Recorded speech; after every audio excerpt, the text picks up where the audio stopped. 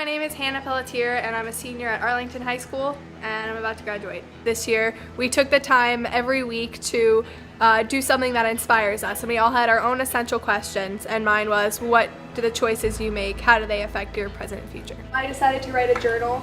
I based it on the decisions that I've made in my life and how they affect my present and future.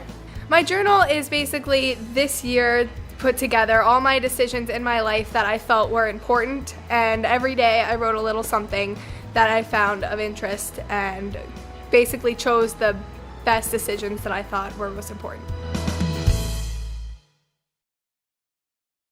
My number one decision was to take a year off of school and travel across the United States. And I've had a lot of people completely against it. I've had a lot of people in my family tell me that it's not going to happen, and a lot of people around me tell me, but I've done literally every single thing possible. I have not once said that I regret the decision that I made, because I am going to college in a year after this. I'm not saying, oh yeah, I'm just gonna, forget college. I just wanted to take this experience first in my life. I worked about 40-hour weeks. My boyfriend's been working, 60-hour weeks so that we can get the amount of money for this, and I've raised so much money. I've worked at McDonald's. I worked there for 3 years, almost. I work at Adams Farraker Farms currently, and I also worked at Forever 21 in the mall. I don't need to go to school right away because experiencing this new thing is huge, and it may be different from what you guys are used to, considering I'm in a college right now, so I mean it's kind of ironic, but I even came up with a route, and I know it looks crazy. It is crazy. I want to hit all 50 states by the end of next year. I don't know how I'm going to hit Hawaii yet, but I know that I can. I'm a little nervous, and I know it might not be possible, but I'm definitely ready to go for it and accomplish it.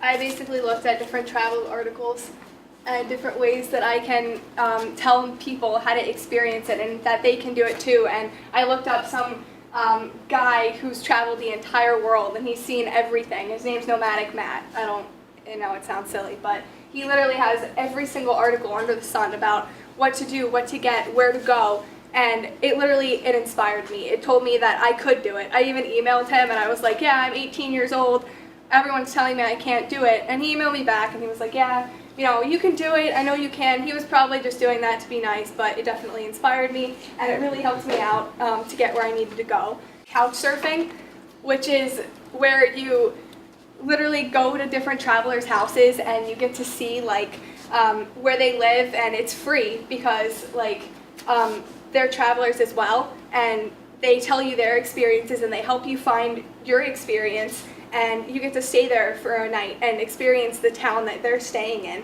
and it is the coolest thing I have found so far, and I cannot wait to do it. I am in no way nervous about using couch surfing. It sounds scary when you go to some random person's house and you go sleep there for a night, but honestly, it sounds like so much fun to be able to meet new people. I've also found different places I can eat at, and different crazy little sites, like the world's biggest teapot and the world's biggest, that kind of stuff, so I can't wait to see that as well. I know everyone thinks it's absolutely nuts when you think of an 18-year-old just leaving, and I mean, I understand that, but I think that taking this entire year to make this decision and choose that I can do it. I can work 40-hour weeks in the middle of the school year when I have an AP test the next day, I have to write an essay, I have to do this, and I've proved that I can make it this far, and I have, and I can leave September 1st when I'm planning to, and I've made it, and that is definitely a huge choice that has affected me. I have other choices in here as well. I chose to, date my boyfriend. I know, so in love, that kind of stuff, but my boyfriend's really important to me. I know it's stereotypical for high school to say that, but he's the one person here really who has, glomped onto me and kind of stayed there, and I really care about him. I've moved 13 times in my life. Moving a lot has affected me in many ways. I honestly never settled down. I never got really good friends where I could, go out every weekend and hang out with them, and I never really got to know an area for my whole life like most of the people here have. Throughout Texas, New York, Colorado, and I never really settled down, and I never really wanted to talk to anyone because I never thought that I would live anywhere. Here he is. He's down here, and he's over there. He's really just like pushed through my walls that I put up, and he made me realize that, you know, I can be with someone and I can, you know, trust someone, and, you know, I'm really happy. And he's a dork just like me, so it worked out. I cut my hair short. It really wasn't a decision to cut my hair. I kind of had an accident and I burned my hair, so I just kind of kept it short after that, and I really loved it. So, you know, I got a $700 car that makes me feel like I'm gonna die every time I drive it, but I mean, it's a decision.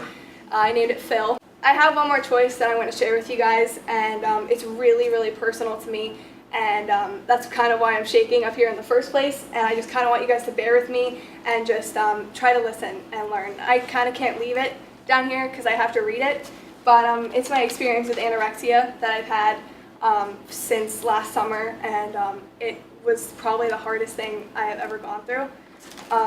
So I'm just going to read it. Every single girl thinks they are more awkward and ugly than others. At least most do, and that's normal. I didn't go the normal route though. I know what you're saying right now. Anorexia is not a choice. It isn't. It's a very serious disorder that people deal with, equating self-worth with thinness. However, the choices I made to leave myself there were conscious, as well as decisions I made getting out of it. They're very important in the scheme of my life. Basically, since I was tiny, I was compared to my beautiful sisters. They're 20, they're like 5'6", you know, they're the twins that everyone loves. And I even got a comment in freshman year that said, you know, your sisters are so hot, you know, what happened to you? And yeah, it's funny, it's all right,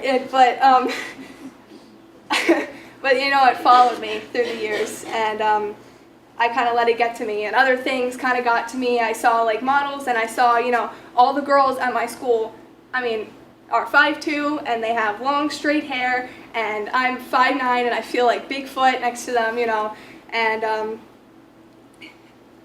like being 5'9" and 130 pounds, I was like, oh, I have to be like, you know, 100 pounds like them.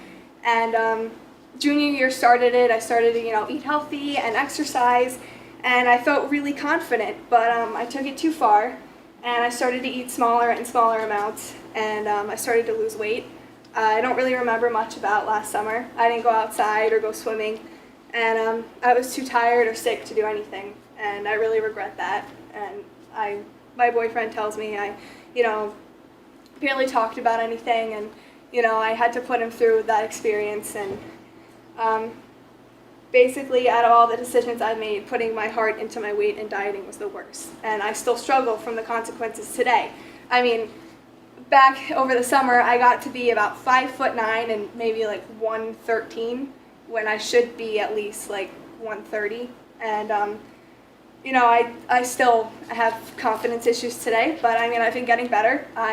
You know, I look normal today, and, you know, they've been making sure I eat, and I don't pay attention as much anymore. And like I said, I don't really remember anything, but I don't recommend it to anyone. And I think everyone looks great, and if you take the time to get to know someone, and there's something wonderful about everyone. And I just didn't see it in myself, and I made the wrong decision to change myself, because I was great the way I was back then.